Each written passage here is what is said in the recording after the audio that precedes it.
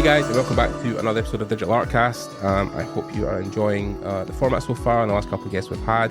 Wherever you are in the world, I hope you're staying safe and creative as always. And we've got another great episode lined up for you today. Another person that I've wanted to get on for a while, a bit back and forth the last couple of weeks with technical difficulties and trying to organise them. But we finally got there. We're sitting here now in front of you having a conversation. I'm interviewing today an amazing artist who I've admired for a couple of years and really wanted to talk to him more about his journey because it kind of emulates my own, funnily enough, which I think is very rare to find in this podcast where people have taken the same kind of path, because I talk about how when you ask people how they got in the industry, the answer is always different. People always have their own unique version of it, but he has a very similar path to mine. So today we're interviewing Mr. Gavin Manners. Hey Gavin. Hello. Hey, how you doing? You right?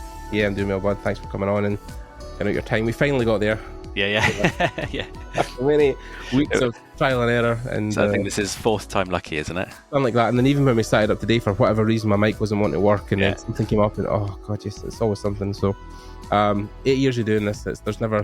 I can't go a couple of episodes without there being some technical hitch, but yeah, finally got there. So we've kind of back and forth for a while about you coming on and talking about what you've done.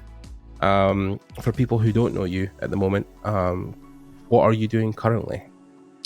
I'm kind of a hard surface designer, and I do a bit of environments as well.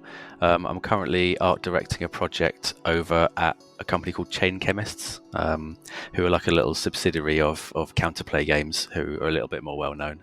So I'm technically working for a startup, but it's good fun. I basically just draw mechs all day, which is kind of what I like to do. So nice. But then again, you've done a lot of stuff along the way, because you've worked at a bunch of game studios and you've worked at places like AtomHawk, back in the day, and done a couple other projects, stuff that you're more famous for. But it's interesting as well because we'll kind of get into that. But you're almost famous for not just your professional work, but there's a lot of personal stuff you've done recently with your jump racers and stuff like that. That's been really like your Kickstarter went live, like was that a month ago or something? Or and it was actually February. It was way back in February. Yeah, we're in June already. Yeah, wow.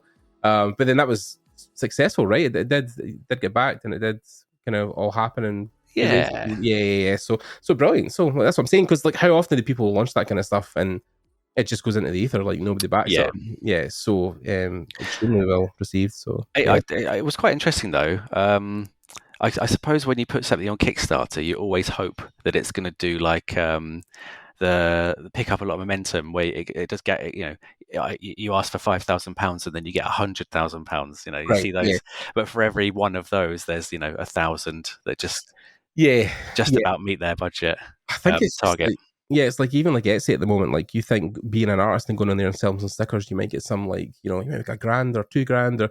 Some people I think I've only ever sold one sticker made like $3. Like it's there's so much competition in the realm of like artistry online, which I think people thought would get stunted by AI, but also it's kind of been the opposite, because I see so many people now who are backing human artists and being like, no, fuck AI, like please go help the human people, go to their Etsy shop, go to their website, buy a print, buy something, it's weird how it's both brought the community together and also helped normal people realize how valuable actual artists are. I was going to say it's been quite nice to see, quote unquote normal people being able to differentiate between human-made art and then AI art, and then also appreciating what makes human-made art special. And it's because I was imagining a future where people will just consume pretty looking pictures, not be aware of where it comes from and kind of how unethical it is, and then just will go that way, and then human-made artists won't be able to produce. I can't produce an image in 3 seconds, so you just get drowned out. But I think it's gone a completely different direction, which I think it's been really nice to see. Yes, yeah, which I'm glad is now. What I've done basically to quench my fears was I went to speak to some data scientists I knew and be like, what is the prognosis like? How do you see it? And every single one of them was like, I really don't understand why artists are being scared. Like, we've essentially made a Photoshop filter for AI, and it isn't going to be anything close to what you guys do in the industry. Like, it's never going to be that intelligent. Like, maybe in like 100 years, maybe. But then we're talking about an artificial intelligence that thinks like a person. He's like, I've been researching that most of my life, and like even I know that's decades off, if not more, because like it's such a complex task. Like basically building a consciousness in a computer. Like, you know, people think it's around the corner. He's like, I fucking wish it was, you know, like, no, like it's way, way, way off. So like, yeah, the whole thing of problem solving. And then obviously Feng, you know, had the whole thing of like the episode he done I where, was just going to bring that up. Yeah, yeah, like, that was a really nice way of categorizing yeah, the two kind of ways of thinking about it. yep, which is good because it's interesting though, because the thing I didn't like is that I think senior artists for so long had been like, oh, it's fine. You know, they knew they weren't worried for whatever reason. And then I knew the reason why they weren't worried. But it was like, well, yeah, like if you had just came out and said like why, not just that, like, don't worry, but like, well, don't worry because, whereas then Feng came out and he's like, this is exactly why I'm not worried, because this is, you know, and like, we just needed that level. We just need that level of people to come out and.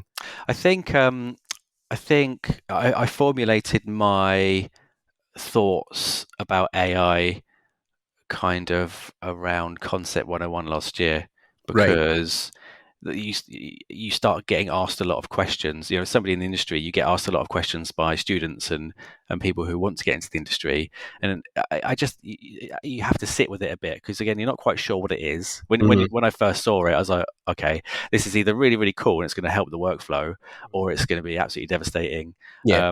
And you kind of have to just I had to have a think about what I thought to formulate a response, and I came down on the side of, I thought there would be, it's kind of what's happening now. You'd have this AI created stuff, and it's just going to be consumed by, you know, again, apologies if you like Marvel, but the more recent Marvel films, it's just content to be consumed. Oh yeah, There's we not know really this. any substance, you know, Yeah. not like the you know, the old Marvel. I think I kind of just saw AI as that, just content to be consumed. Don't think about it. Consume next content, Yeah. and then you'd have this kind of movement of, you know, artisan. Human made, handcrafted artwork, where people would go out seeking Yeah. human made artwork because of, you know, it forced me to try and articulate what it is about doing artwork that I think is so special, and why is it not valuable to have an image that has had nobody put any work into it? Why is that not valuable? It's the same way. You know, the reason why people go to the gym, for example, because if everybody could have a Henry Cavill physique without even trying, then that wouldn't have any value. And Yeah. I think people intrinsically know that something that's difficult to do takes time, takes thousands and thousands of hours to learn how to do, and dedication. That inherently gives it value. And I thought artists would get to the point where they, you know, they kind of knew and understood that, like myself. But it's been really nice to see that that kind of normal people can even on a subconscious level, you can Tell. you can tell. Yeah, you have a there's a gut feeling like, oh, Uncanny this doesn't Valley really kind of thing. have Yeah. any soul to it. Yeah. Yeah. Yeah. But sorry, a big tangent, but the point I'm trying to make is it took me a bit of time to formulate what my response and what I thought about it, because it was such a bizarre new thing. Like, you know, 4 years ago, that I couldn't even have conceived of AI, image creation, generative image creation, and now it's here. It's like, oh, Okay. okay.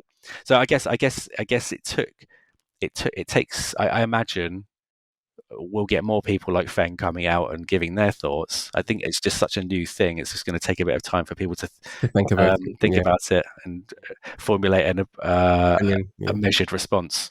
Yeah, because even you mentioned Concept 101, you know, Daniel's been really vocal about, you know, his studio using it to an extent, and then why he was upset at that, and then obviously the things he's been posting about human made artists and the ethics behind it, and Carla and Stephen and all those people have been doing incredible stuff over there and fighting for their rights, and you know, but it's, you know, people are going to get sick of this because I've said this so many times in this podcast, but it's always the different people. But the whole thing of like what happened was, you see the trend of the people who backed the NFTs, and then that crashed, and then you know, moved to crypto, that crashed, and then everybody moved to AI. Yeah. So it's the latest snake oil scam. And even now, I was watching the other day, like I follow Linus Tech Tips, and he done a video on like how much of a scam it is, and how it's just basically snake oil. Like it's just another thing they try to feed you to get money out of you. Yeah. And I was like, if at that point he's talking about it like that, like it's dead, like it's just going nowhere. Even the whole thing of people now looking into Chat GPT and how they are faking their presentations and making them. It's like just like the curtain has been pulled back. Like everybody now sees like no, like you're doing it wrong. But the funny thing is, even with like Star Wars and Marvel and Disney in general, you see the backlash they're now getting because of the mass produced stuff, and that's what I'm saying. Like somebody was talking about the Marvel films and also the Star Wars stuff, but they're like, when you mass produce stuff like that, it becomes less special. The reason Force Awakens, everybody was like losing their shit over that trailer, was because there hadn't been a Star Wars film in like 20 years. Like it was a big thing. They were like, shit. Like even I was watching Nintendo Direct today, and they finally announced the new Metroid 4 and or Metroid Prime 4, and it was like, I've seen people also losing their shit over that because of the fact that like I think it's been something like, I can't even think, it's 8 years since a Metroid game was announced or even came out. And the same with the Zelda stuff that got announced, like there's not been a really proper new Zelda for a while. And so like, yeah, it's one of these things that like when you make things mass produced, it just loses the inherent specialness that makes it cool. And I think it's the same with a lot of games that came out recently where people are just backing sequels or things that are just kind of keep coming out. Want to try and keep things as unique as possible, because like a game we were talking recently about this, and shout out to the guys down south who done Hellblade, the Hellblade games. I'd say Team Ninja, but it's not Team Ninja. That's in Japan. It's Ninja Theory. Yeah, that sounds about right. So yeah, the new Hellblade game, I think Hellblade 2 has been not as greatly received, and the reason I think is because it was a sequel, and I've seen people break down why they didn't like it as much, but what they liked about the first Hellblade game was that the game came to a nice crescendo in the end of that game and kind of tied up Sona's like experience and what she was doing, and then that was like, it's done, that's the story over, it's been told, move on. But because they had to then continue it and drag her back out in another sequel, people were kind of like, oh shit, like I didn't really feel as good as I did about the first one. But it's difficult because, like you said, you're in an era where we work in this industry and we know that people aren't taking risks on new IPs or brand recognition is very important, especially considering how much this stuff costs to make and how long it takes to make, 4 or 5 years sometimes in the AAA space. And there's people whose jobs it is at game companies is to predict these trends so that in 4 or 5 years when the game comes out, it's still relevant. And that's why we see so many games getting announced just now that are like basically Sekiro clones, because that was a whole thing back then. Stuff like Tsushima, and there's a whole bunch of that flying off into the E3 stuff. And that's what people were saying was the problem with a lot of AAA spaces, is that it takes so long to make something that by the time it comes out, like the whole trend, the market might have moved a whole other direction. And because obviously, like even when Fortnite came out, there was a million things that tried to do battle royale games, and some of them have been successful and stayed around, but it's trying to judge that. But when you take a risk on an original IP and you try to do something different, it's usually when that pays off, because then it's when the market moves and everybody's doing the same thing. If you're doing something different, then you're kind of like king of the nerds, because you have an original idea, an original thought. So but it's the same with artists, right? Because I was talking about this as well with some guys, how like ArtStation for so long had just almost kind of poison people to like what you should be making as an artist. Should be making. And Feng talked about it in his video about little person big building. It's a really good point. Trend for years, and I think that's why I liked your stuff, because you weren't doing the same as everybody else, right? That's not intentional though. Like no. I've always looked at ArtStation and gone, oh, I'd love to be able to do that. And I have kind of always oriented myself towards artists that I admire, and it's always been a case of, oh, I'd love to be able to do that. But I kind of, when I'm doing my own stuff, I don't, more often than not, I don't go, obviously I reference other artworks and stuff when I'm doing my own. Just you want to see, well, how have they done that, or how does this work, kind of thing. But yeah, I find myself just doing what I find interesting. So I didn't set out to become a hard surface designer. I just am really interested in machines and mechanical stuff and mechs. And it's just, I kind of feel like I've just been quite lucky with my career, because I've not intended any of this to happen. It's just, I've just fallen into all of this stuff because I've just gone towards what I found interesting, and then an opportunity pops up, and then I'm like, oh, that's quite a good opportunity, and then you go for it. But I get a lot of students or people trying to break into the industry messaging me, asking for portfolio reviews and things like that, which, Right. yeah, I always try to do, because Mhm. that's what I got when I Yeah. Pay got into the forward. industry. So yeah, well, exactly, it's just, but the common thing tends to be they're trying to do, and again, this is a bit of a cliche. I know this isn't it. I'm not saying anything new or No, no. interesting, but it seems to be they're trying to do absolutely everything Right. to show a studio that they can do everything. But the trap you fall into there is you don't become really good at any one thing.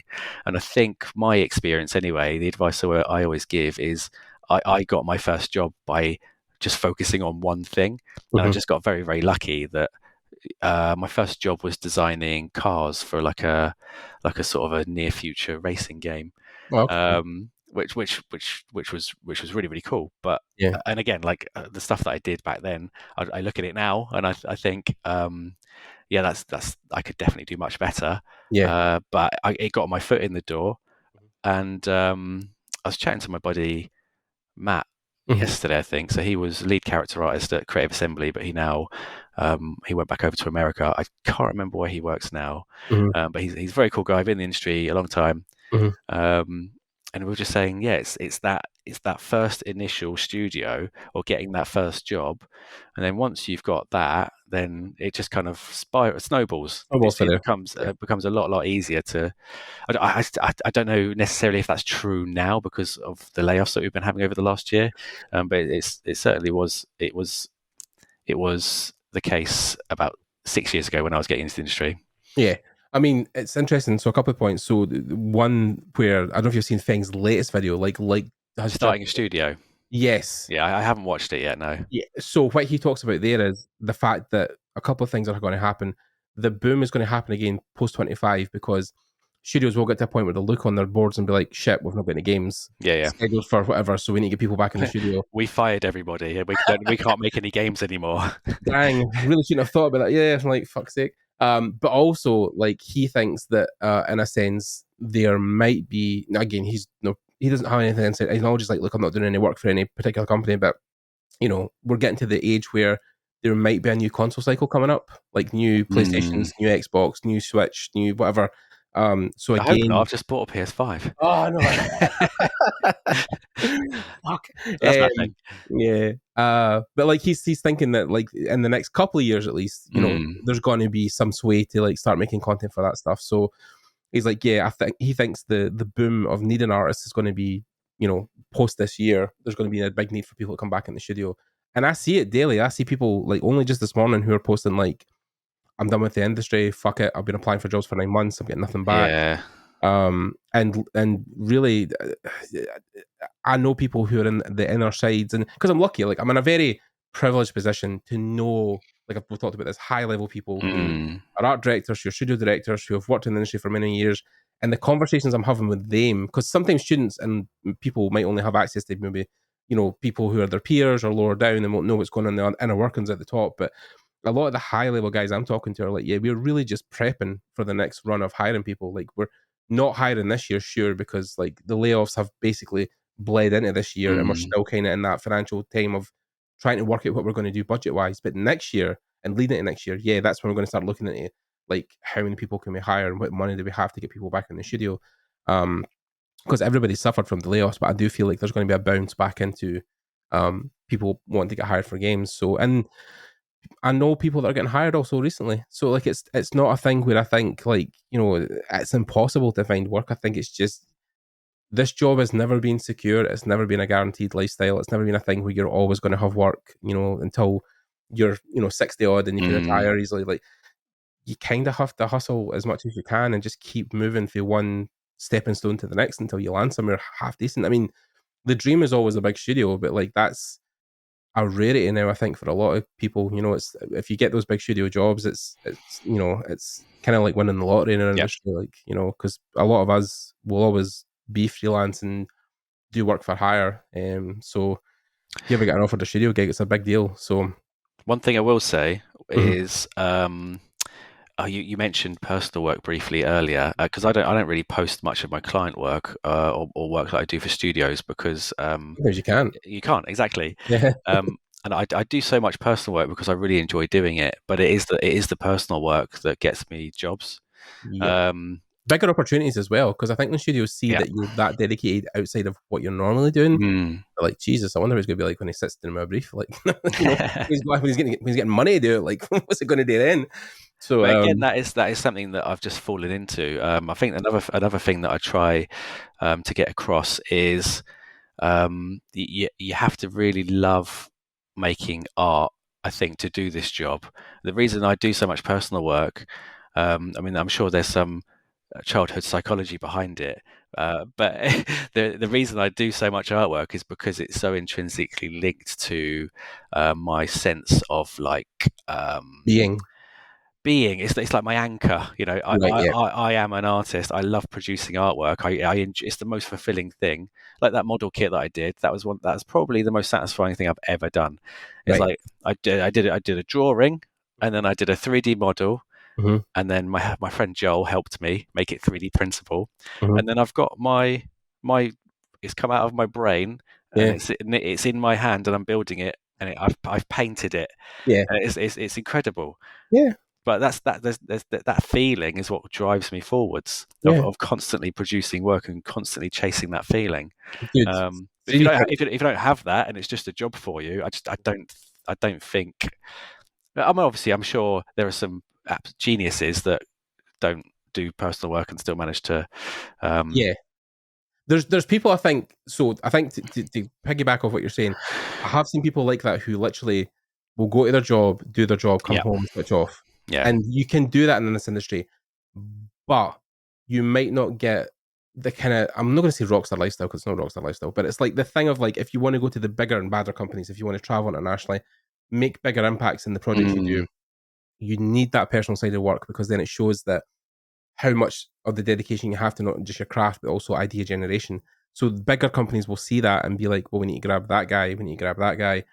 And it's mostly in senior positions, but like, the people I know who have got to do the big, huge AAA games, they were always, making books or making models on the side or, yeah. yeah, like, I suppose, and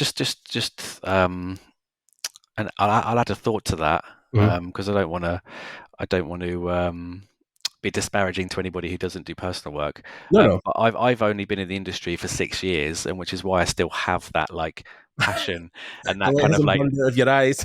yeah, because I really remember this actually. It was uh yeah, the guys that do the art cast, the art department podcast, Jan Yeah, so Urschel and Jan and Emmanuel Emmanuel, yeah. Yeah, and Emmanuel was talking about how he just got so burnt out with work and he didn't want to do it and he lost the love for the work. And I always think back to that because I always worry, when am I going to get to that point where I just don't want to do artwork anymore? And because I've only been in the industry for 6 years, and I've only been like I actually only think I've got to a point where I can get stuff out of my head maybe the last 2 years. And everything before that, it's like, why doesn't it look like the way I want it to look? Yeah, yeah, But when you've been working for 20 years, I imagine you'd get to that point where you're sick of it. You don't want to get home and do artwork. You got kids and stuff. yeah, yeah, yeah. I think it's just that stage of my life. But You've got a also, bit of free time, yeah. yeah, I'm slightly delayed because I'm 38 and I don't have children. Yeah. Same, bro.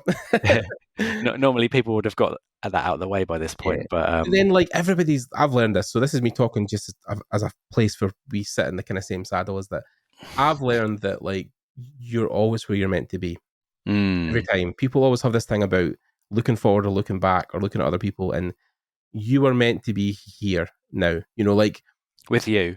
yeah, with me. Oh, like, yeah, but I mean, when I look back, Gavin, and I think about, I used to fix phones for a living. Wow, yeah. And when people told me that like I was going to die in that job, I was guaranteed. Like I was like, I want to leave. I'm never going to. No, I'd never get into university. That was a big thing. I'd never get accepted for university. I'd never graduate. I'd never even get my name in a game's credit screen. That was the things they were telling me. And I have done all three of those, and so... Who was telling you that? You don't need those people in your life. The guys I worked with, yeah. The guys that actually were in the job, they were like, you'll never do that. You'll never... I remember specifically Gavin, right? It was literally... I had signed up to do because I drew. So I was in metal bands for years, right? I used to do covers for some albums we done, right? And I took a Photoshop course to try and be a better painter, illustrator, whatever the fuck. And I was talking to one of the guys at my job about it because we're sitting in the van for hours at a time. You talk about random shit. Yeah. And the guy said to me, he says, what you got to do with that? I says, well, like I'll draw some more album covers. I was like, I don't know, I might get some more commissions. Says, who knows? I could go work on a game or something, or go work in it. He's like, no, you'll do nothing with that, Gordon. He says, you're a real engineer. You're going to die in this job. I was like, you can what? No. I think I've been quite lucky in that sense because I've not had people telling me that I can't do something. I really remember this actually. My dad wasn't around when I was a kid, so everything kind of came from my mum. And there was two things that she said, and they really stuck with me. First thing she said was, I was going to go to college to do art and design, and I said to her, I'm worried that I'm not going to be able to do it. And she said, nothing worth doing is easy. And that was at the age of 19. So that's kind of really stuck with me. And that even I still have that in my head when I go to the gym, for example, and it's not an easy session. Just like, no, it's got to be difficult. Otherwise you're not going to have any of that sort of growth. Exactly. And I was going to make another point then, and I can't remember what it was. What were we talking about before that? Oh, I remember that. But like people have this thing about like telling you no and you can't do things, but like... Oh, yeah. And no, that's the other thing I was going to say. She's always been really, really supportive of anything that I wanted to do. Good. But she said, like, so I used to do an electrical apprenticeship.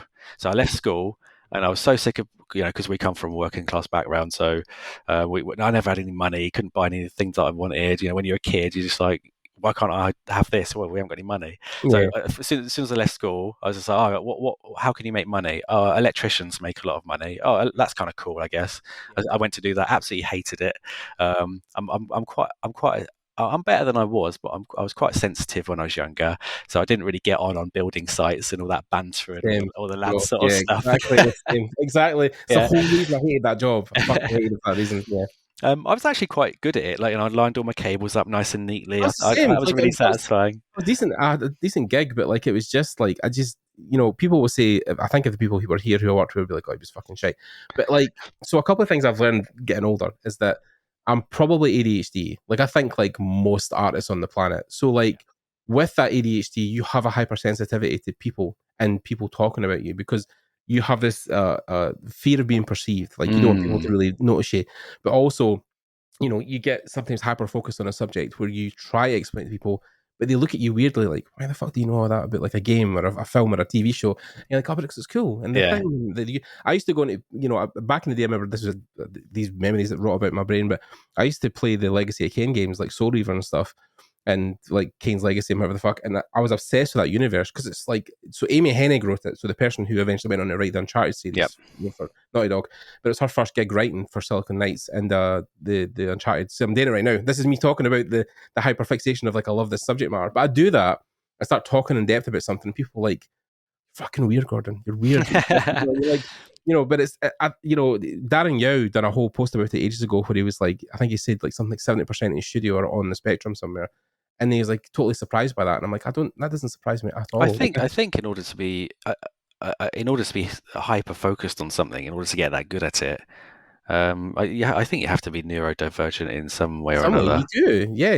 The thing of like, even the fact that like it was always laughable, but like I would read the symptoms a bit like, oh yeah, procrastinates constantly, doesn't do things to the last minute, has time, like impulse control, like I was like, Jesus Christ, this is just a bible of like my entire life, but that then it's like the superpower that makes us different from the norms, where like we can sit for 6 hours and paint something, and not think twice about getting up to go to the bathroom, because you're so focused on what you're doing. You're like, I don't want to get up.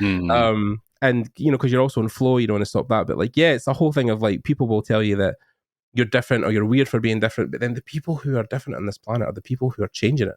People who make art and music and books and film and like, you know, and it's the funny thing where the thing that annoyed me with AI was that people were talking down artists and being like, oh, you've been fucking on your high horse for years.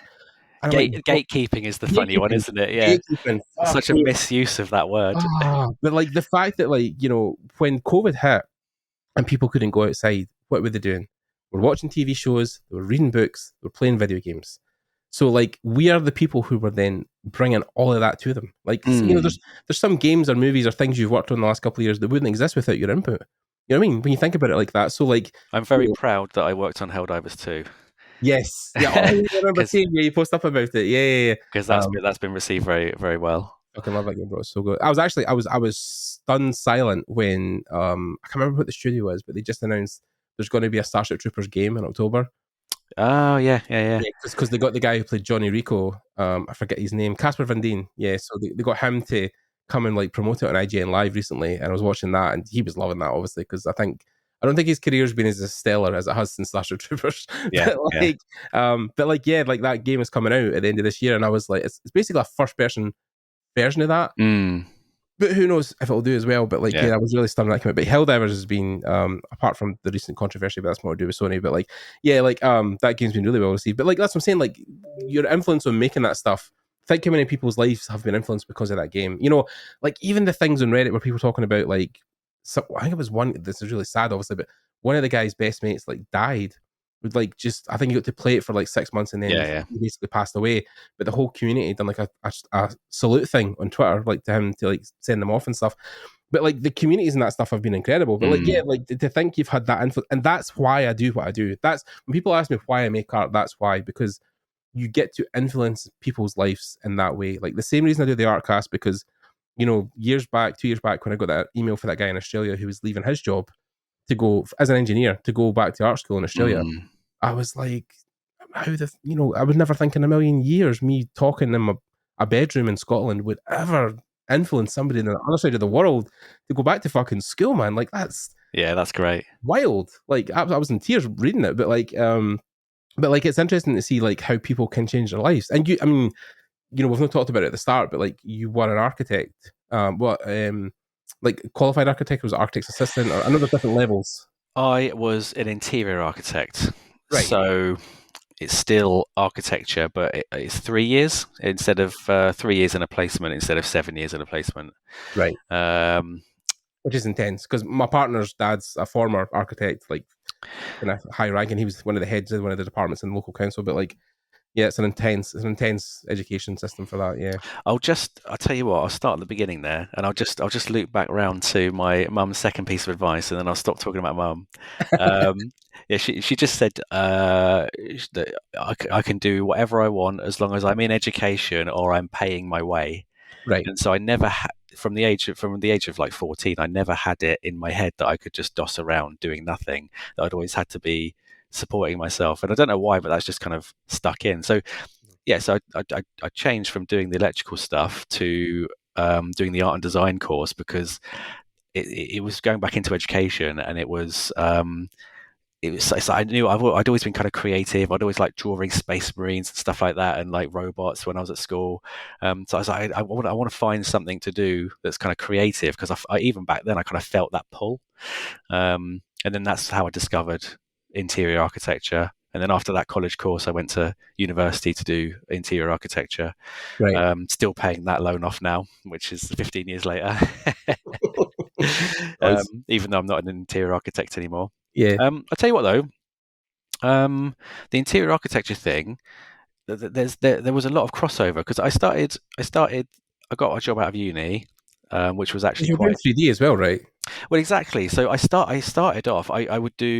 I did some designing, which was kind of cool, but it's very restrictive and very stuffy, especially as a junior, because the kind of the hierarchy of these architecture practices is,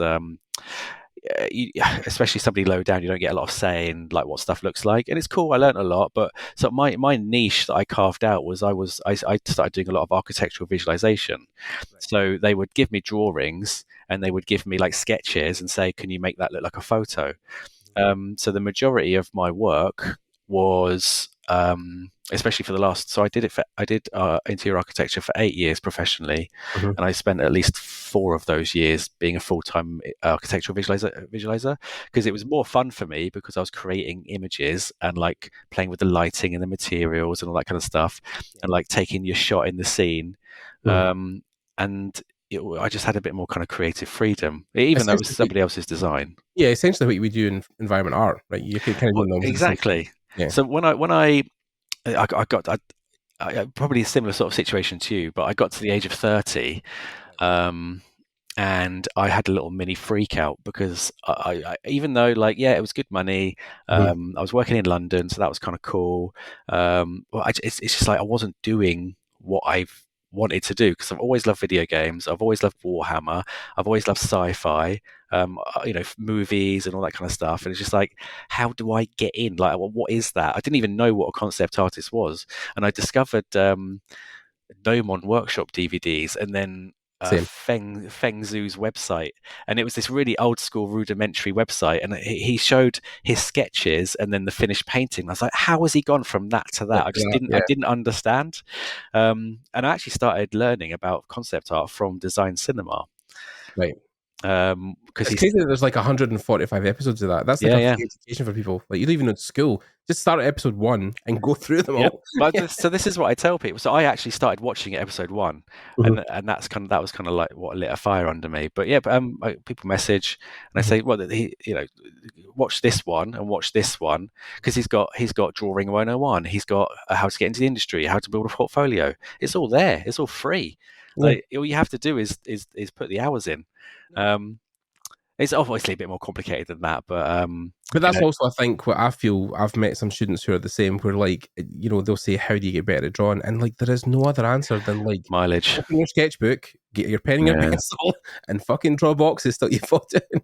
Like, It really helps. The biggest jumps in ability I've made is where I've had like a mentor figure. And when I say a mentor, I don't mean a literal official mentor. Mhm. So one of the people who had the biggest effect on my work is a guy called Dario Jelusic. He's a Croatian guy. Okay, He's an art director at Atom Hawk at the moment, but when I first joined, he was a principal concept nice. artist, and he's like one of my best friends. Even though I don't live in Newcastle anymore, so Mhm. I don't see him very often. He's got a kid now as well, Yeah. but we used to hang out all the time, and he had such a he still has such a no nonsense attitude. It was just like, well, just do it, Mhm. And Yeah. I was kind of struggling to kind of get the motivation. I didn't know what to do. He's got this fantastic Croatian accent. I'm not going to try and do it because it's probably quite offensive.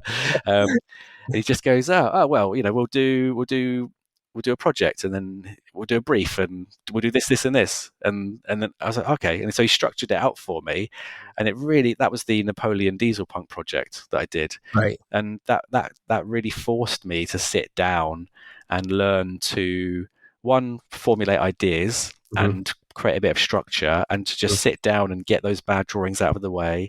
And it was just, I really remember that point, and that was potentially that was 2021. Right. So since then, I've kind of learned this art of just sitting down and getting things done. And Croatian method. yeah, it's getting that art block out of the way, and that kind of self doubt. And now now I kind of have this belief, even though it's not always true, that if I just sit down and get Mhm. the crap drawings out of the way, something Mhm. good will come out. It's that exploration. Whereas before, I was just afraid of sitting down because I was afraid of doing something that wasn't very good. Yeah. I mean, dude, like I've learned, like, I don't know what it is sometimes about people in certain countries, but like the Eastern European people I've met who do art, fuck me, like just some of their portfolios are like, there was a guy. He's honestly one of the best illustrators that I know of. He's so good. Yeah, one of the guys I met years ago, Janos, like at Access, like, my God, like his sketchbook, and he wasn't even at a uni yet, but you would flick through his sketchbook and you were like, oh my God. There was people at Industry Workshop, I'm not shitting you, like Giles and stuff, who were looking at his stuff being like, how the fuck are you not working? And I was like, he is working. He's at Access right now. Yeah. And he's like, not even at uni yet. But like, yeah, like there's some like mental thing of like, I mean, Maciej's talked about it in a sense, like, and growing up in Poland when he did. And, and because there's not a lot of great opportunities in that side of the world sometimes, depending where you live, depending where you grow up. Obviously everyone's different, but like you learn a ride or die mentality. Like you have to do it because the option is, like Leo Everett has talked about it really quite recently in one of his videos openly, where he's like, I either got a job being successful in art, or I was going to work at like a mining facility to support like my whole family. Yeah. That was the two options. Like, so it was either I had to make it work, or I was going down a fucking mine. Like, so like when you're faced with that level of like get stuff done, then you have to, like, because what is the option? And like your environment will, like the biggest thing I feel has been my drawback, and I'm also being hard on myself because I'm doing fairly well in the industry, but like, because you're surrounded sometimes with a lot of privilege in the UK, depending where you grow up, depending on circumstances, people get this idea of like, oh, things aren't that bad, like we're poor, but like people can afford mobile phones, they can afford stuff, but like we don't have that kind of like killer instinct I think a lot of people do to get like stuff done. I mean, again, depending on the person, everybody's different, but like, yeah, I do feel as the British people, I have met have been that thing where like it's almost like an overthinking bug. Like you think too much about stuff, you get too caught up in your head about doing stuff, rather than just the attitude of just like get it done. Like he says, just Get the on next with thing, it. get it done. Yeah, get on with it. So, which has been, to your, pro the last couple of years, because I mean, you've just made so much stuff. I mean, even the fact that like it was, I was laughing because like technically your career was launched through Tinder, right? Yeah, where did you hear that? That is true. Yeah. I Yeah, think I no, might have mentioned that on another podcast. I know Giles did. Oh, Eels, so Giles Kettling, Giles? Oh, yeah. Yeah. He sits opposite me in my Yeah. studio. Yeah. He's talked about you, so Yeah.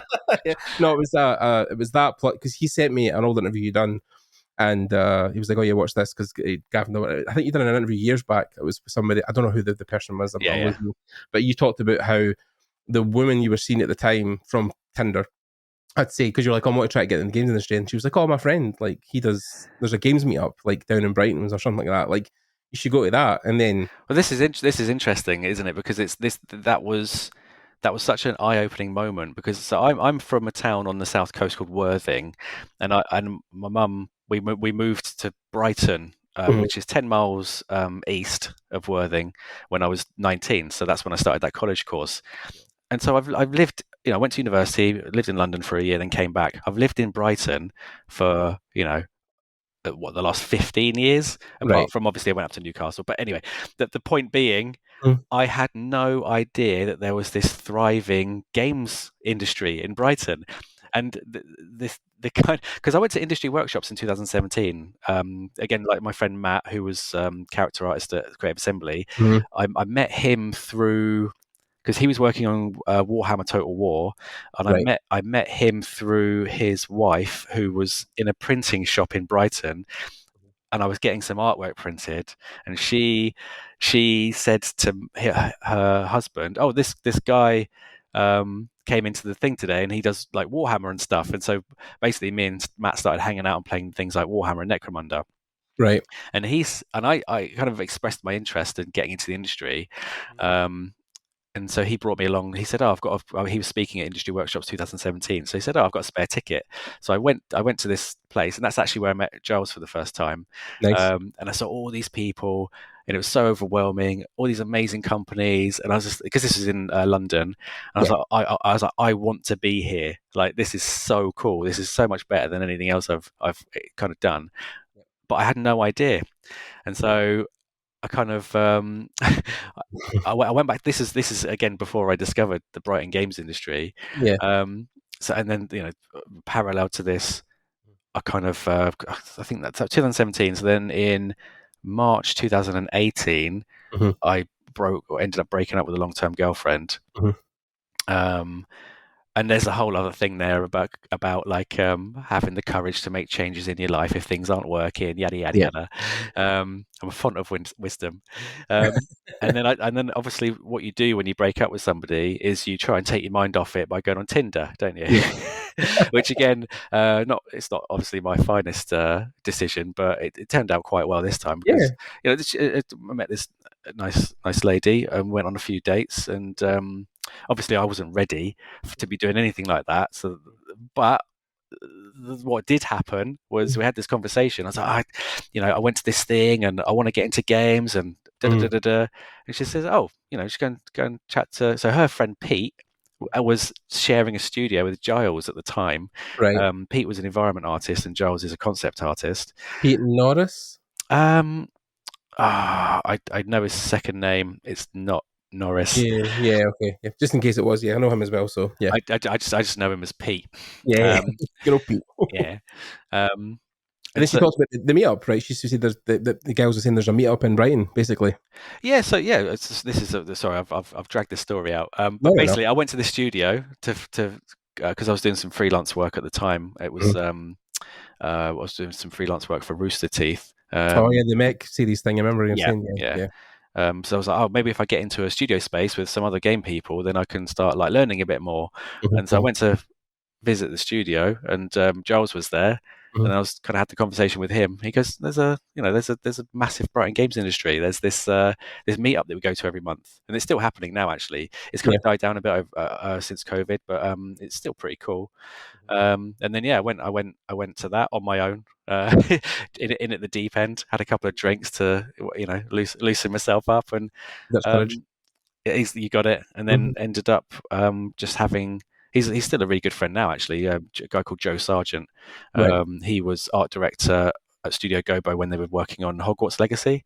Right. And he's now started his own company in Brighton called Act 3. So that's really exciting. But yeah, I ended up having a conversation with him just randomly because we're both kind of similar, as very kind of outgoing and cause trouble. And and then he got me an interview with Electric Square 2 weeks later, and then that was my first studio job.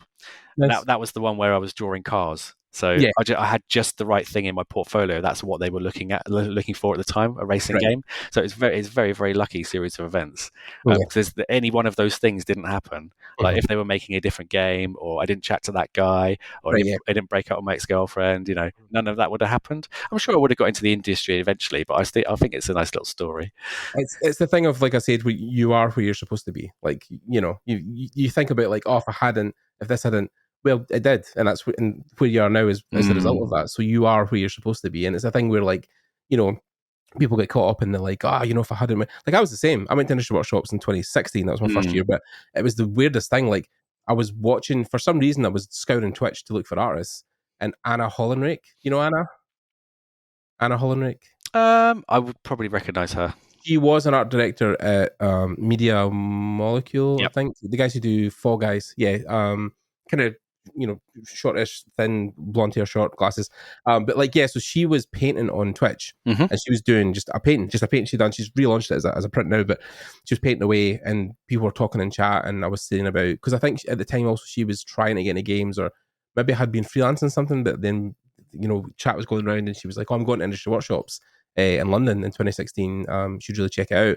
And I was like, "What the fuck's industry workshops?" And then I looked it up, and then I was like, "Oh shit!" And then I spent the little money I had at uni, like the money I saved up for my part-time job and my uni money, and got a ticket and accommodation, stuff like that, and went down and met the guys in workshops. And that's how I got to meet John and Jill from John Beeston and John and Jill from Axis. And they were like, "Oh, you're Scottish, like we've got a studio in Glasgow." I was like, "I know, I'm going to Paisley doing 3D stuff." And they're like, "Oh, you should come up and visit the studio." Nice. That's how the internship. And then I met a bunch of people that, like Marcin Kliski, Marek Magie, the guys who done like the Witcher stuff from CD Projekt at the time, and a couple of guys from Creative Assembly. I met Giles, I met Titus Lunter, I met Alex Bedos, also Alex Heath, Daniel, like the guys who run industry workshops at the time as well, Gaff and that. So like, I met like my first round of people there essentially. And then from there, I just had to go every year. I went to THU, I went to Lightbox in 2019. Like, I've just kept trying to network and meet people, and like, so it's been a thing where it's really important. Yeah.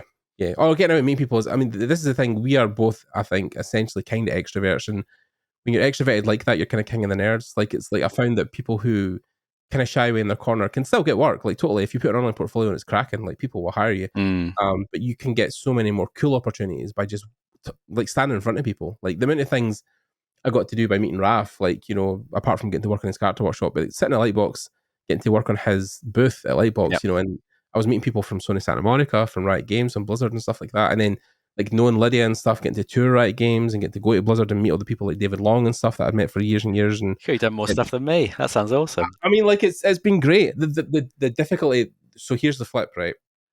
I'm cracking at networking. It is my superpower. I can talk to people wherever, whenever. I can strike up a conversation, talk about anything.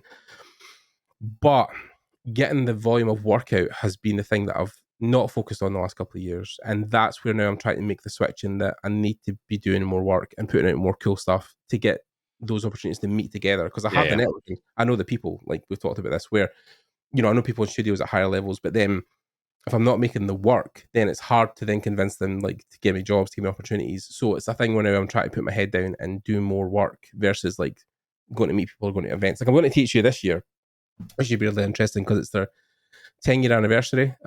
So there's rumors. Two names have been mentioned for speakers. One of them is Guillermo del Toro, and the other one is Hideo Kojima. Yep. So if either one of those guys turning up, I'll be happy. So that'll be a really cool event. But like, yeah, it is important to get out there and just meet people and talk to people and have that fear of like, I can't talk, I can't go out, and because it's, I mean, there are people I've met in this industry that are introverts that just don't want to talk to people. I think that's the problem as well. I find it difficult saying that gives you like an advantage, because it's such a difficult thing to learn.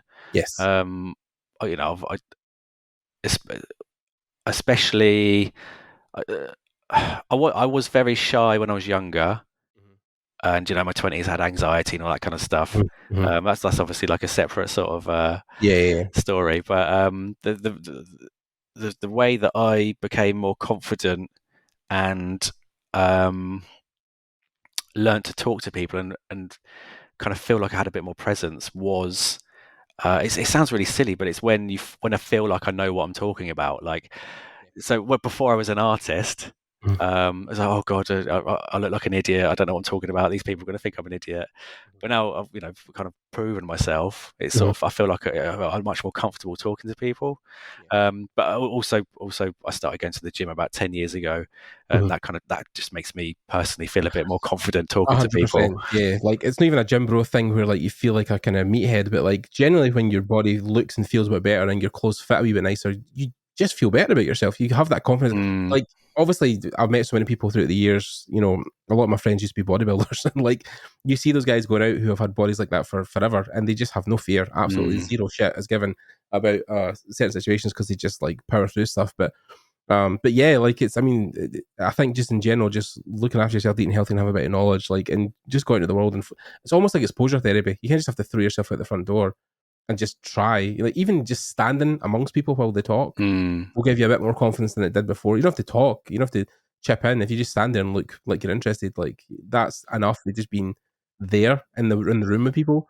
But yeah, if you are a bit more forward speaking, if you can be a bit more confident, then yeah, people will notice you quicker. And then, like you said, it gets you opportunities to go to work in places because people know you and they know about your personality because you talked about it. So, but it's difficult because yeah, a lot of students I talk to are really shy. They can't. You know, the thing that stuns me, Gavin, is that Control G, the industry server that I run on Discord, has something like 1,500 people on it, right? Which is like huge. Maybe 3 or 4 people at a time are speaking.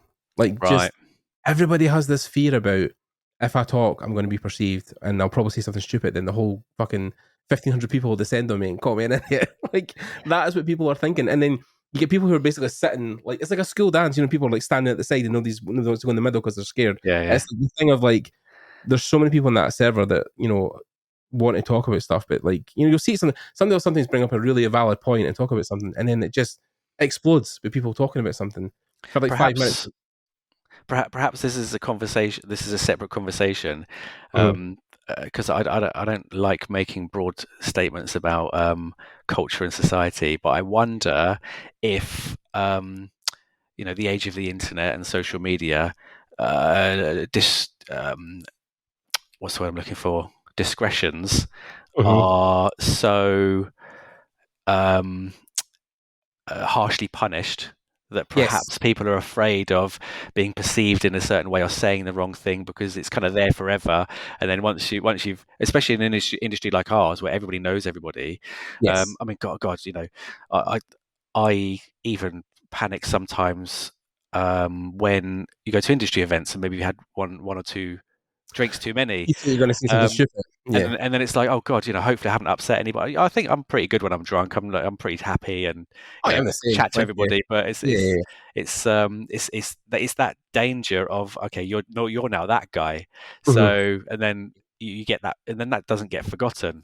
I think people are genuinely a lot easier going than most people will think. I mean, there's people I know who have committed absolute fucking atrocities and have been welcomed back in the meetups and stuff. Like, and like, I mean, it depends on the level. If it's something unforgivable, then fair enough. Like, you've kind of burnt your own fucking bridge there. Like, but generally, like, if you're generally just a nice person and respect people and their boundaries, then I think everybody gets along. Like, it's a totally fine thing. I don't think, unless you say something like, horrific, like you've got a real far right opinion or something, then fair enough. Like, hey, because I've seen people like, but then the crazy thing about that is, there's a particular artist, I'll not name him, who has, his Instagram at one point was ridiculous, and he still is getting work, so like it's a thing where there will always be people who will agree with you and see the same way you see things, but it then might limit you from other opportunities. Fair enough, but like, yeah, I have seen people come,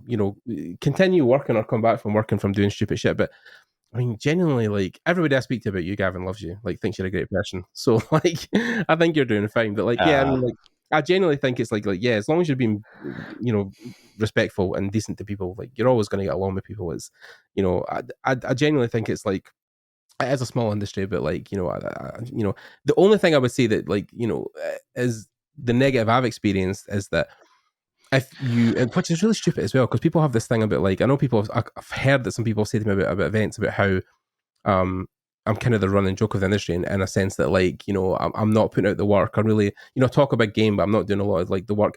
But a lot of the stuff I've done in the last couple of years has been so far behind the NDA walls, I've never been able to talk about it. Like, I've worked in 2 AAA games that I've never been able to really talk about. But like, the thing is, people always have the perception of like how you're going to be. But again, as well, you can't please everybody. Like, you just have to get on with what you're doing and hope that you're doing the best you can and be respectful to those around you. But like, people are always going to form opinions about you regardless of what you do. You could be the safest, kindest, nicest person in the world, and some idiot like is always going to make an opinion out of you that's totally fucking wrong. So it's like, because they don't know you and they don't want to know you, they just make an assumption from standing away from you. But industry events have always been like that, I think. And genuinely, if you're being just generally kind to people and respectful, then you'll get along fine with other people. So yeah, definitely.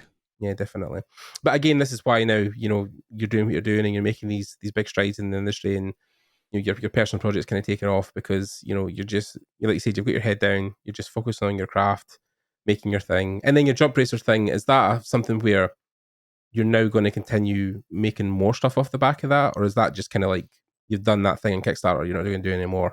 No, it's I'm working on 2 new models at the moment. Obviously it's just finding the time around everything else. There's not enough time in the day. No, there's not. Unfortunately, it's something that's quite time consuming, making, you build a 3D model, but then you have to make it printable. So hollowing things out, making drainage holes, making sure that the scale of the parts isn't too small, because otherwise they'll snap off when they print out. So yeah, I mean, I've got a website that I've had built, and that's going to go live soon. So you'll be able to buy STLs and things like that. Nice. And then I'll do like limited runs of physical model kits that I'll put up there as well. It's been a really fun little side project, and I really, really find it rewarding. But there's not enough hours in the day because I've got my day job. Mm-hmm. I want to do personal work. I want to keep sketching. I don't want to forget how to use Blender. And then I've got to do all the 3D printing stuff. I'm currently painting a model kit, my jump racer. I'm doing my version of it to put that up on the website, on the product page. I'm doing that tonight, actually, as soon as I get home. That's also something that takes time. I'm in a new relationship with my lovely girlfriend, so obviously that takes up time as well. Just life. It's just, there's so much going on. Yeah. So it's she's very good. She's very supportive, and she doesn't. She always comes and helps. Do things when I'm working, which is really lovely. An artist, by chance, so she's not an artist as well, is she? No, she's a singer. She was actually in a metal band. Oh, nice. Yeah. She's not currently in a band, but she's very, very talented. Then it's pretty good. So I've always found it's difficult. I think I would always find it to date other artists because we are so busy, right? It would be an almost weird relationship where you're both so busy you never see each other. Like, Well, I'm because so I don't know about you, but as an artist, I'm also quite neurotic. So I don't think two neurotic people yeah, in the it would same be relationship is going to go disaster. very well. Yeah, yeah. I'm lucky that my partner's a school teacher, so she has like the steady job. She has Yeah, like yeah, a yeah. decent income and a decent steady job, so that she's like she doesn't have to worry about like hunting for work or like thinking about where our next paycheck's coming from. Because like I would never shut on anybody. But then again, like I have said to her, like because she's like, you always seem so stressed, and I'm like, I know, but I love it. Like I can't explain it to you. Like Yeah, I know it's really fucking hard work, and you're constantly stressed. Like especially at this new studio, like because I'm doing so much stuff. But like I think I look back at like where I was 10 years ago and think like how far I've came since then, Mm. and think about, well, look what I'm doing now, like where I am. Like I never would have thought I'd be here, so like why should I be upset that I'm here? Like even on the days when it is hard, like I remember how hard it was, like getting up at 6 in the morning and going out into the pissing rain for 6 hours to fix a phone. I mean, like that's talk about shit hard work. Like I mean, fuck, I mean, like dragging yourself halfway up a railway section, because you had to walk up the ballast like for like 3 or 4 miles to get to a point phone, and Yeah. like my god, like you just I mean it's just one of these things where on my hardest day, like I remember how hard it was then, and like I always think back to the day when I first done on call and I had to do 16 hours on a call out because a points system failed, somebody burnt up a bunch of cable, and we were out in the snow till like 4 in the morning. Like Oh. never again. Yeah, I mean, this is what I'm saying. When you think about that, then look at what I get to do now, which is essentially sit in front of this monitor and draw. So the problem is, though, someone has to do that. Yes. So I suppose you just have to be really into it, or you have to be really tough, or you need something else that you're working for. I don't know. I mean, it pays well. Yeah, I was saying it pays well enough that some people can block it out. Yeah. I mean, yeah. I don't mind admitting that I've got an artist temperament. Mhm. Obviously, I'm not like, sort of over the top emotional or whatever, but Yeah. I when I say artist temperament, I mean I'm not cut out for those kinds of jobs. I'm just not tough enough. But that's just me. If I wasn't an artist, I don't know what I would do, because it's the thing that's the most rewarding. It's kind of suits my sensibilities. But You can always go to these stuff, like I mean, like I've seen people like go to stuff like graphic design and product design, and like there's other things you could. There's always an artistic thing you could do. I think just the game industry is difficult because it is the most demanding. So yeah, yeah. It's also for me the most rewarding. yeah. But I think that's what's so wonderful about having lots of different types of people, because all this different stuff needs doing. Mhm. And fortunately, we have people to fix phone points in the snow for 16 hours, because otherwise Yeah, nothing would work. yeah. A lot of the guys I worked with are still there. Yeah. Funnily enough, because a lot of those. I mean, some of these jobs are like for life. Like you could live and die in those jobs. Like they're easily, you could work your whole life in doing one thing. But that just wasn't for me. I like the spice of life and the variety we get to do stuff, and Yeah. do things. Every day is different because you're designing something new and interesting, and you never thought you get to design that thing. And I get to imagine, like I mean, remember they were interviewing Tim Schafer back in the day, on I think it was early days of like doing Broken Age, the whole thing we kickstarted that in 2013, and people were like, are you stressed about this new game? Are you stressed about this new game? And he's like, people don't understand what stress is. Like the stress is like looking at the bank account and being like, oh, there's no money in the bank account because I have to fucking fire everybody and shut the studio. But like the idea of sitting, in my desk and being like, oh, remember this guy comes in and there's a spaceship and like that stuff is fucking easy. That's the stuff that isn't stressful. That's the fun part of the job. Because the same with us. Like everyone I talk to, it's like, yeah, accounting and doing your taxes and like figuring out like office locations and spaces and like logistical stuff, that's the nightmare. But like sitting drawing in your sketchbook is like vacation. When I start a new job, or when I'm looking for a new job, or when a job comes in, my only requirement is that they don't do crunch. Right. Everything else that happens within that day is, sometimes you have down days where it's not happening, and you have to kind of force yourself to be creative. Those don't happen very often, luckily. Sometimes you have really good days. Sometimes you don't get as much done as you'd like. But everything that happens within that 8 hours, it's like brilliant, best job ever. I'll take it over any other job. I just don't know what else I would do. I just absolutely love it. And I'm still, because I've done other jobs before, because I've done jobs that I've hated. I've never done anything as hardcore as you, but I still make sure to appreciate and not take for granted the position that I'm in, because it's incredibly fortunate. Yeah. And that's, it's not been easy. No. But Yeah. it's been Fucking hard work. very Yeah. rewarding. Yeah. Yeah. People think that like obviously I've got people in my family who don't understand my job. And they're like, oh, you make pictures. That must be really fun. And I'm like, I mean, well, it is, but like, know that it's no work. Know that it's no turning up at like 9 o'clock in the morning and sitting down and having to make yourself do something. No, like, unlike me, where like you were lifting and shifting and digging holes, like, Yeah. fair enough. But at the same time, it's still a job. There's still days where you get up and you're like, I didn't want it. I've met people who are in this industry at the highest echelon of studio space, like guys like in Blizzard, who have turned up in the morning and been like, I didn't want to go in. Like, I can't be fucked today. Like every single thing in the world, if you do it 365 days of the year, like, it will eventually start killing you. Like, that's why balance, like you said, no crunch, life outside of your work, doing personal projects, that's why it's essential, and why we talk about it so often, because, like, you have to retain some sense of sanity in your life. You can't be you can't do nothing but work forever.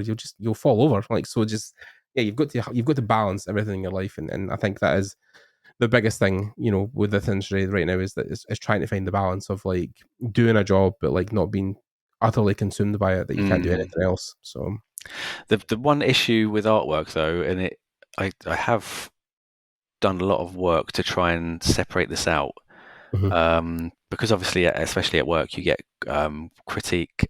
Like, a lot of work that you do doesn't make it into the game. You have to change loads of stuff. Some stuff isn't very good, but it's that the fact that because artwork is an expression of you, it becomes intrinsically linked with your sense of self.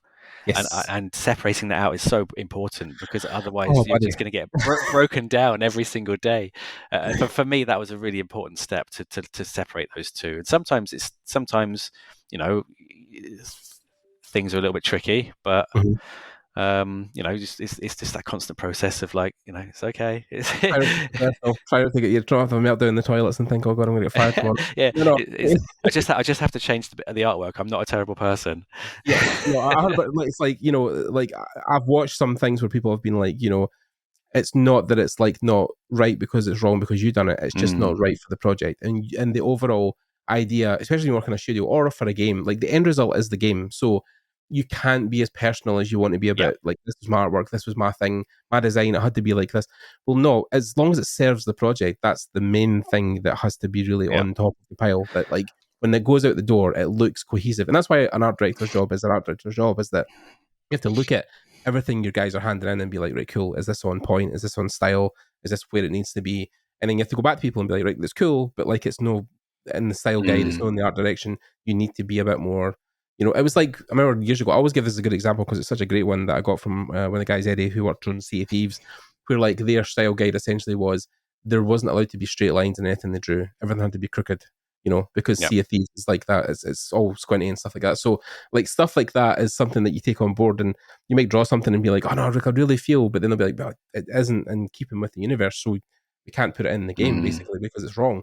And that's where you have to get not so the ego has to leave the building basically. Well, that's why I do personal work, because when I'm doing my job, it's I understand that it's not my money, it's the investors, it's the the game director, it's their I'm art directing at the moment, so It's their vision. it's my creative vision, but that is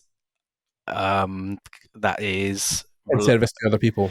Exactly. So the investors, as long as they're happy with the way it's going, if the game director's happy with the way things are going, it's taking everything into account. So it's not my money, it's not my product.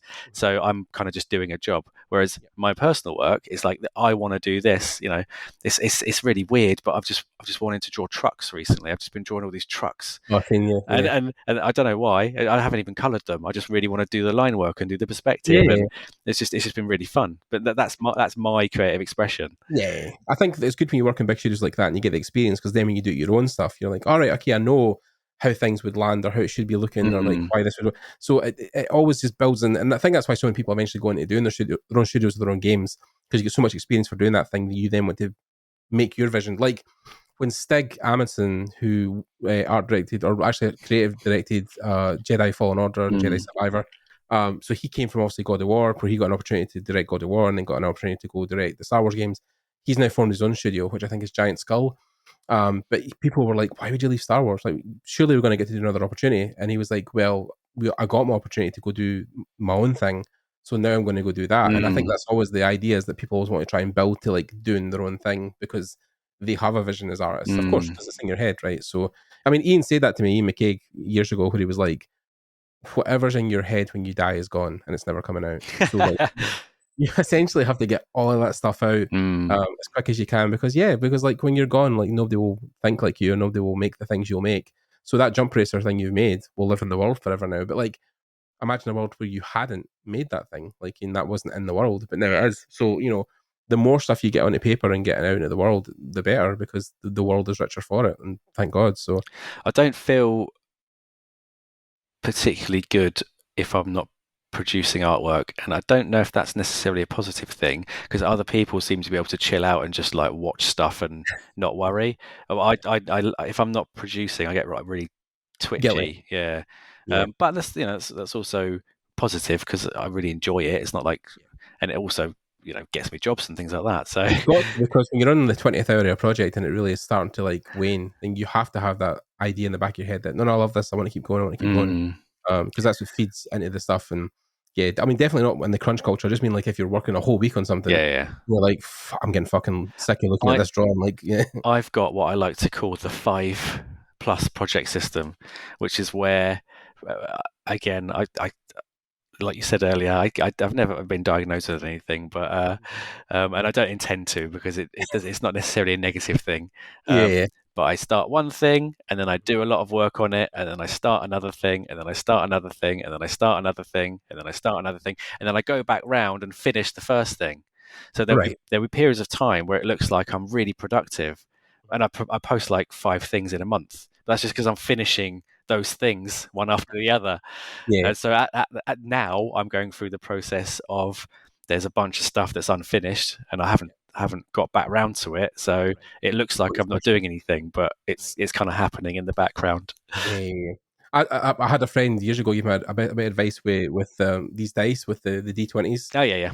And he was like, just get a 5-sided or 6-sided D, make your 6 projects, and then every other hour roll it, and then whatever it rolls on, whatever number it lands on, you do that project for 2 hours. And that's how he basically structures his day. When he has a spare day, he's like, right, what am I going to work on? He'll just like shimmy up and throw a dice, and he's like, right, cool, I'm working on that. Like for him, he likes it because it takes the decision away from him. Doesn't have to really think about, I have 6 projects, I need to pick one. He's like, okay, well, the dice will, fate will decide what I'm working on. But yeah, I think that's the way that like I've always been, is that you start one thing. I think that's why I've struggled the last couple of years as well, because I have this thing about starting one project and then being like, oh, I need to zero focus on this and get this done. Grind till I get it finished, and then I'll do the next thing.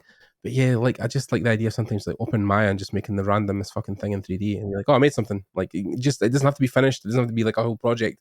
I just like having a couple of things I can go back to. So if I get bored of one thing, I can zero into the other thing. I think that's why I've gone back to sketching recently. So I used to do quite a lot of 3D. I've always loved sketching, but for me, sketching is so direct, and because I can just sketch, so I don't use blockouts anymore. I just sketch freehand in Photoshop, and there's that's so rewarding, and it's so instant, and a sketch can be done in an hour, and so I've got something to show for that time. Whereas a lot of the paintings I do, you setting it up in 3D, and then you have to render it, and then you have to paint over it, and go away, come back, look at it again, get some feedback on it. I think, talking about time constraints, I think that's why I've just been sketching mostly recently, because you get that kind of finished project feeling relatively quickly without the huge investment. Yeah. I mean, that, again, that's why I think personal work works, because sometimes you can do short form stuff versus like, if you're in a game for 4 years, I mean, like, fuck, like that's years of your life. Like you get to a point where you're like, I need to do something. I need to release something now. I need to do something that comes out into the world. I don't want to feel like I'm, and that's even some people, the trap they fall into, right, where they will get in a game studio and they'll be in there for a couple of years finishing a project, and they don't do anything but that project. So if it gets cancelled at the 11th hour, I mean, the worst thing I think was recently at Creative Assembly, where they cancelled that Jackals game. Yeah. And like Hyenas, that was it. And Jackals, and that was a thing where like like my buddy Lars and stuff, like the guys who worked on that, who worked in it for years, who just will not get to show.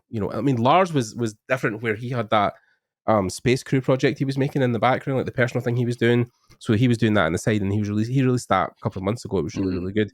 But if he hadn't put that out, like he didn't have it in his portfolio for the last like 4 years or something, 3 years. So like, yeah, it's difficult to. We just don't expect these things to happen. Who would have thought you'd have a game next to release and they'd just can it? And it's just like, all that work. Yeah, well, see, the problem with that was, and I can't speak, I don't have any internal knowledge, even though I have friends in that. Neither do I know. Yeah, no internal knowledge about that studio or what was happening with it. But I would think that you'd look at the back end of running that online system constantly, because you make the game, but then the money comes where you have to create the server space to make that live online for years, and expand it as hundreds of thousands of people play your game. And then obviously DLC, constant drops with skins, like all that kind of stuff, which I'm assuming they had planned out in years in advance, but maybe they looked financially at like how much that was going to cost in the long run, and then thought, how is that going to balance, with the game releasing? Because I can't remember if it was going to be free to play or it was going to be paid, but like, if I'm assuming it was going to be free to play, so your whole system is built off of skins and DLC stuff. So it's the same as well. Like, I'm actually stunned that, again, I have friends in that studio and don't know much about what's happening, but with Rocksteady, with Suicide Squad, from what I've seen for it so far, like the story, I worked on that as well. Right, yeah. So like the cinematics and the story look incredible. Like they're extremely well done. The animations, the art direction, it's fucking amazing. But the idea when that was previewed, I think a year ago or 2 years ago, and it was going to be this shooter looter thing. It's just not what people wanted. No, I looked at that because I'm like Rocksteady man. Like I have the art of Rocksteady in the back, and that book is worth a fortune now. Ashley's always talked about getting it signed at the studio, but I'm too scared to send it in the post. I don't want to get lost in the post. But like the Arkham series was, phenomenal. It's incredible. It was some of the best Batman games, best superhero games I've ever played in my life. I've been a gamer all my days. Those games were incredible. When Suicide Squad was announced, I was like, cool. It's no Batman, but it's a cool direction. Like I could see it working because the film, but like, yeah, it could be fun. And then the gameplay reveal came out, and I was kind of like, oh shit, like where was that idea? But again, it's people tracing trends. I was just going to loop back to our conversation earlier. Yeah, it's chasing trends. 4 years in advance, like Fortnite and stuff like that's came out, and like even that whole span of like Gotham Knights, where like that had came out, and like again, Warner Brothers had the system of like that was probably going to be online. It was probably going to be a pay per skin thing. That's why there was so many skins. But then at the last minute, they were like, no, we just need to make it a single player game because Avengers like has basically fucking came out and died. There's no point. And Suicide Squad, I thought for the longest time was just never going to get released. It was never going to come out. But I'm kind of glad it did, because at least then the people who worked in it can be like, well, it's finished. I can now maybe show like the character models I worked on and like the concept stuff I've done. But like with Hyenas, it was interesting to see how, like you said, on the 11th hour of that game coming out, it just died, just went to the graveyard, and is now never going to see the light of day, which is just... Well, you got to remember as well, again, I'm probably out of my depth here a little bit, but marketing budgets tend to be similar, if not more, than the cost of making the game. So you can the project, then you just don't have to spend on marketing. Yes, essentially you can rep that money back. But yeah, I mean, that investor group, fucking whatever they're called, the venture fund that was Embracer Group, yeah, them.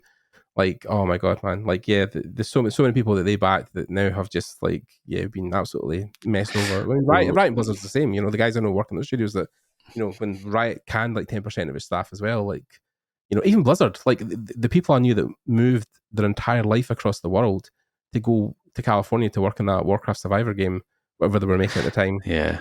And then that's gone now, so it's unfortunately one of the risks of being in the industry, isn't it?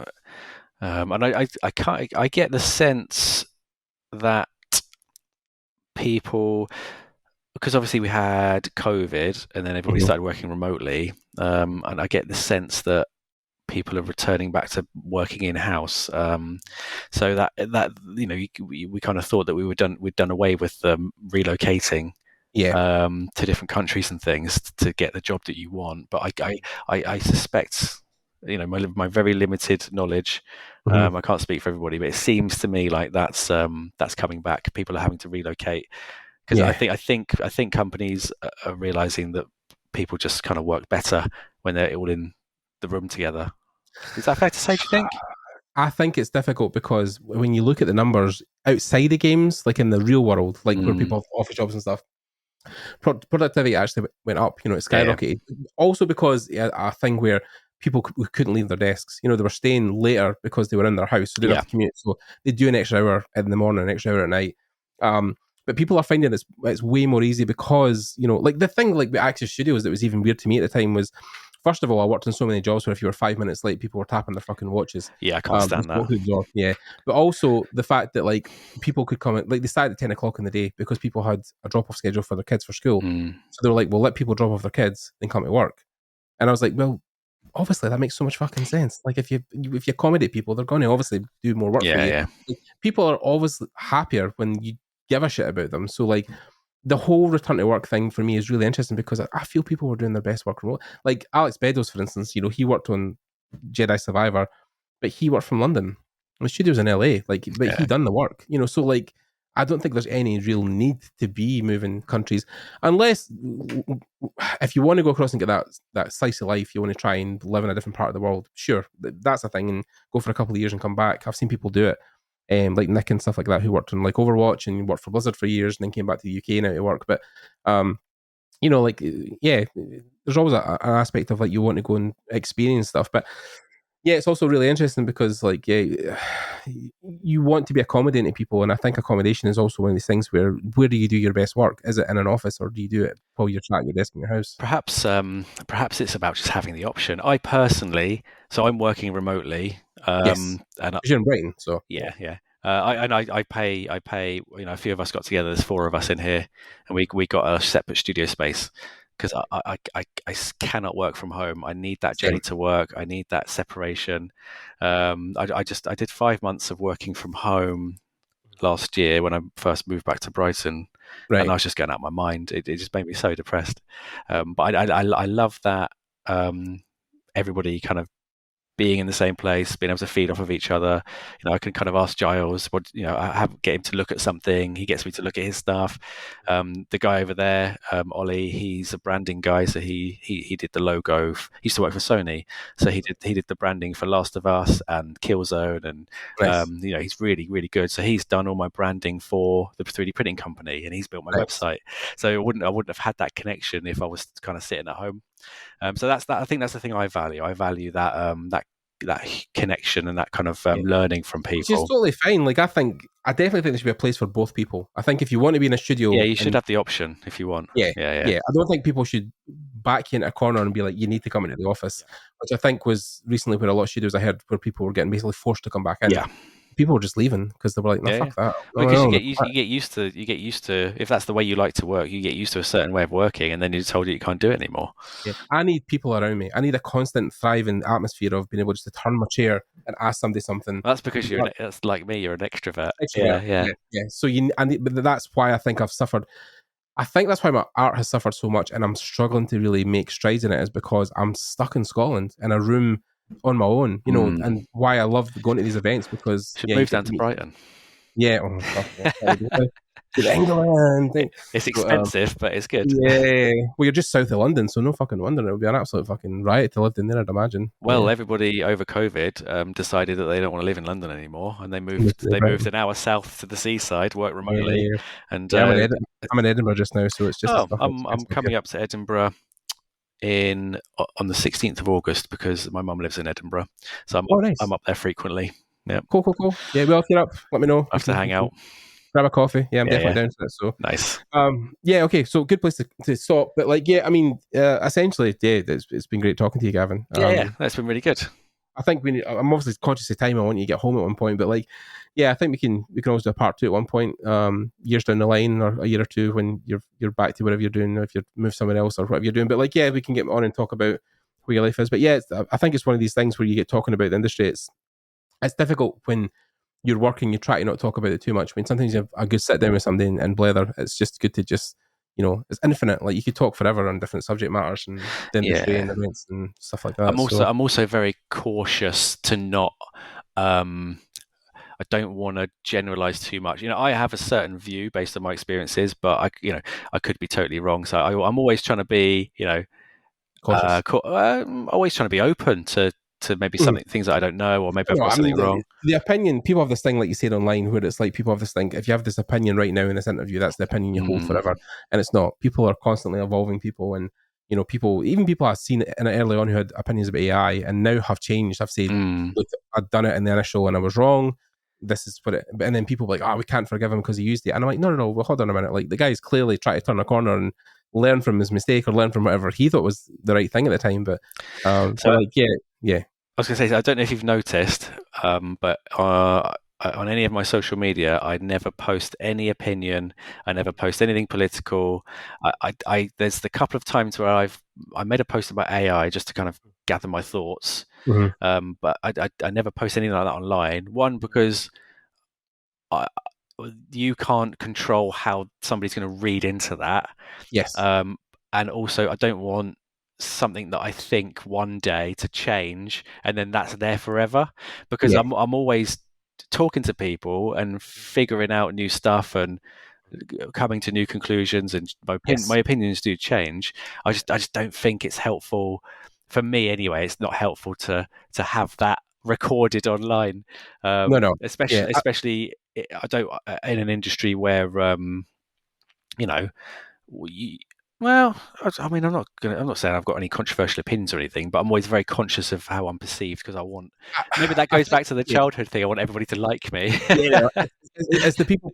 I mean, again, it's a symptom of my ADHD anyway, but it's the people pleasing. It's the idea that everybody like you, but it's difficult because like not everybody will like you, and I think you have to come to peace with that, because like sometimes people will get too caught up in like opinions, and I don't want to get, but like it's then I don't think. Also, to say this in a nice way, I don't think you're as famous as you think you are, Gavin. So it's nothing. No. I don't think too many people would, even if you did say something controversial, would really. But again, like I said, I know someone who was like way off the fucking radar, like saying absolute horseshit, batshit, crazy stuff, and he is still working. So like, because the things he was saying resonated with people who were also art directors and higher ups, and they just kept giving them work because they were like, "Oh no, you're totally right in what you're saying." So like, yeah, it's a thing. You'll always find your audience, but like. Yeah, I don't think you're ever going to go that far, but like, yeah, I don't think it's and I think also it's just a symptom of the world. The way, like you said, with social media, the last couple of years has been going. I think people are getting less and less. Like, even with Cara now, like people are like, great, and I hope it does well, but at the same time, like I'm so burnt out in fucking social media. Do I need something else? Do I need another app or something else to do? That was my exact reaction to that. I appreciate the necessity or somebody trying something new. Yes.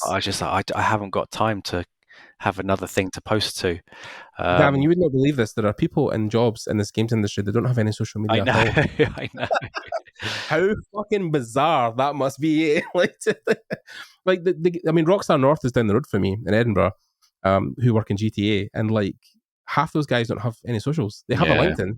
They have nothing. They have no Facebook. They have no, and if they do, it's private because they get so much fucking email from people wanting to work in that studio. It's so high profile, isn't it?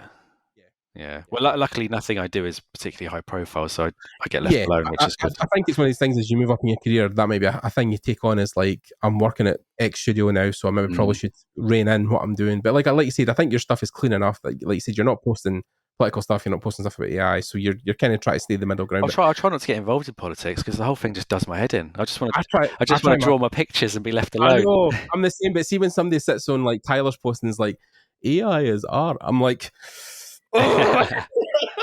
Can't help myself, but fucking like I think the last comment I actually said to somebody was, "Are you fucking high?" Like it was like had this absolute fucking left wing opinion of like just like out of the box, like, oh yeah, AI, because because it takes real time and effort, and like we really are like the creative geniuses of the next 21st century. And I was like, are you fucking high? I just like for some people, like I need to stop obviously because it's not a great thing to do, but I think just having seen my friends in the industry, because I have so many of them now in different corners, see how they've really suffered through all this shit. Like I got to a point where I was like, I'm just not even like kid gloves anymore. I'm saying to people like, you're so fucking batshit crazy. Yeah. Like, I don't know what you're thinking on what plane of existence you think you're actually right, but well, yes. I think if you have something to say and it's something that's important to you, then you should be allowed the space to say that. Yes. I'm a true believer in you say what needs to be said, otherwise you'll become resentful, and then you'll end up kind of negatively affecting your own life. And I think there's perhaps better forums to do that than the internet, but it's kind of it's if it's something like AI, that is the forum, unfortunately. Yeah, I mean, I think like if people have a political opinion, even something say they're like, I'm actually thinking back in something like, another party that I don't agree with, I'll be like, right, well, cool, let's discuss it and see what you think. And I'm always up for a conversation. But if you start a conversation with AI art is going to replace everybody and it's the best form of art, it's combative, isn't it? Or the earth is flat, straight away I'm like, well, you're wrong. Like, I know you maybe hold that opinion, but I don't think you're right in what you're saying. Like, it's like, people can have opinions, but when they're so out there, like, how do you hold a civil conversation with, like, especially when people start with something like flat earth, like, where do you start a conversation? Like, how do you approach that whole dynamic and try to rationalize their opinion to make you sound like you're coming from a better perspective? Like, it's so far out there that, like, where do you go from there? Like, how do you, if I could just tie you to a balloon and just let you float up into the earth and take a couple of pictures with your phone. I've never met a flat earther, but I think it'd be quite a nice conversation. I would just want to hear what they thought and how they got to that conclusion. Where they're coming from, like, how you have this. But it's that, I think it's also a niche of like feeling like you're a collective. Like, I think that's what AI has been like as well, where you feel like you're part of something bigger. Like, flat earthers sometimes will join other flat earthers because you're part of a group. You can go to conventions. You're part of bigger human beings are tribalistic by nature, and unfortunately the internet is tribalistic turbo. It allows them to join steroids. Those people. Yeah, like if you're someone who likes, I don't know, ingesting people's left fingers, like you'll probably there'll be a group online that facilitates that. So it's that's like way too specific. Yeah. Calling myself out here, but no, but like I tried something to think it sounds so fucking batshit crazy, but it's like even the whole like like the people like say with flat earth stuff, it's the idea of belonging to something and seeing that you have a group that understands you and your perspective. So but this is why I have a podcast, because people enjoy listening to me talk to people. So yeah, there's a cult following on this as well. Okay, Gavin, right, I'll let you go, buddy, because you need to get home to your painting session. But like, for guys who've got to this point, thanks for listening. It's a wee bit longer than we usually do, but it's been great talking to Gavin, and I hope you've enjoyed listening to him. I'll put all his links down below for all his stuff, his socials, and of course for anything for the Jump Racers related. You guys can check that out as well. And yeah, that's pretty much it. I will speak to you, Gavin, later, and I'll speak to you guys later. And until then, bye. Nice one. Cheers, dude.